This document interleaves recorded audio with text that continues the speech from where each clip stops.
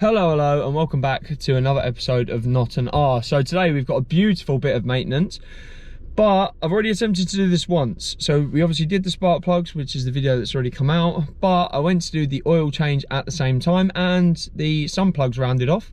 So we're going to try a new technique of doing it. I've never done it like this before, but a lot of people who have Sciroccos do it like this, and apparently it's common for VWs. But we're going to try and take it out from the top. So basically I've bought a pump and we're going to pump it out through the dipstick hole. We're going to see how much comes out, because I don't actually know how much oil this car takes.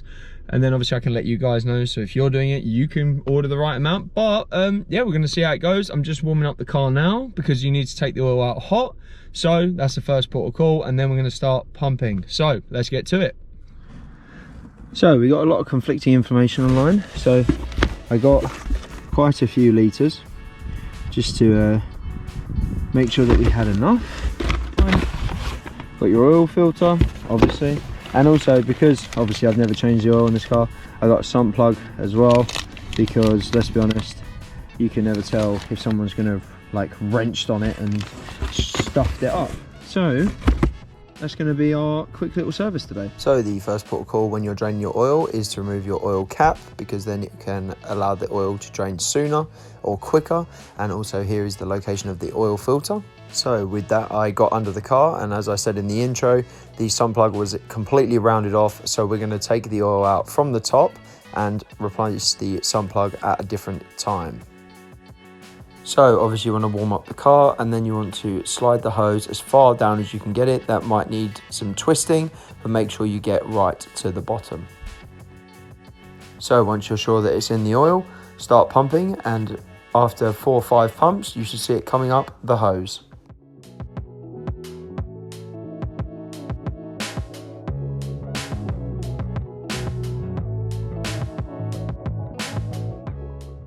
So whilst that is pumping out of the engine, we can work on the oil filter. So first thing you want to do is undo the cap that the oil filter is housed in. Then pull it out and be careful of the guiding pin, which is a big plastic rod which comes down the middle of the oil filter. In the meantime, if the oil is slowing, then give it a few more pumps to speed it back up again. So the plastic rod doesn't come out, so just slide the oil filter out and over the top of it. I cleaned my hands off and cleaned off the surface inside of it, and then you just slot your new oil filter in. I don't believe it's directional or has a specific way that it should go in, so it doesn't matter which way you pop it in, just make sure it's in there nice and secure. The only other step is to remove the O-ring and replace that, which should come with your filter when you order it. I use a screwdriver just to get it off, but obviously do not do that with your new one because you don't want to nick it in any capacity. So use some of your new oil and lube the new O-ring, and also clean up that surface. I used a bit of tissue, but you just don't want any sort of debris or anything on there, because this is your seal to stop it leaking.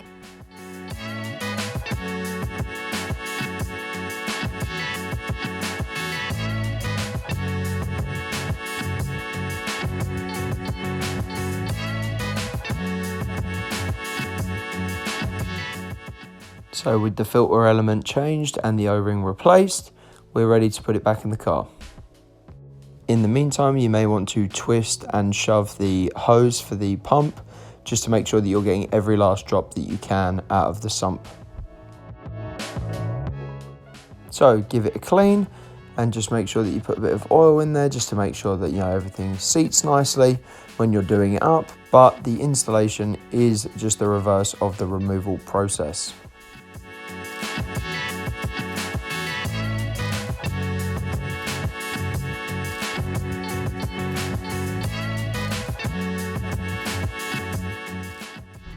This is 6, so 6.5. 1, 2, 3, 4, 5, 6, half. So by that logic, 1, 2, 3, 4 should be 4.5. So we'll start by putting 4 in it and then check the dipstick. So with all the oil that I can drained out, I have to push that button to depressurize it in case there is any pressure left in it, and then I can just pull out the hoses and store them in the little tank next to it, and we're good to go. So with as much as we can removed, it's time to start topping it back up.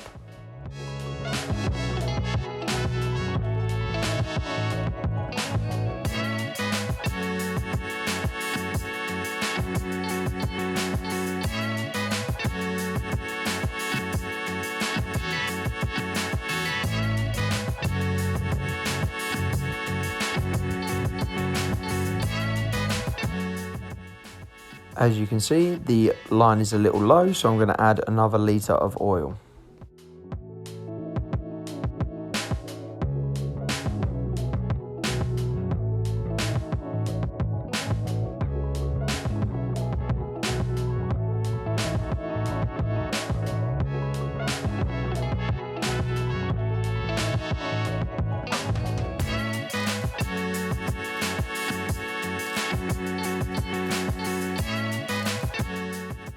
And that brings us to dead set in the middle of the dipstick mark, so we're good to go.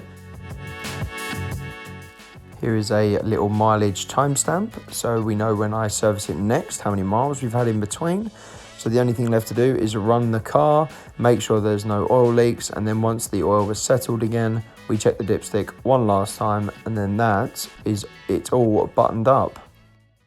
And that concludes today's episode, guys. So I've never done it like that before, I can't lie. I mean, the whole sun plug thing I'm gonna have to fix at some point, but for right now, actually, that seemed to work pretty good. I'm pretty sure it's supposed to be 5.4 litres is how much is in this car, and we obviously drained out 5.15 because I think it was a little high before we did it.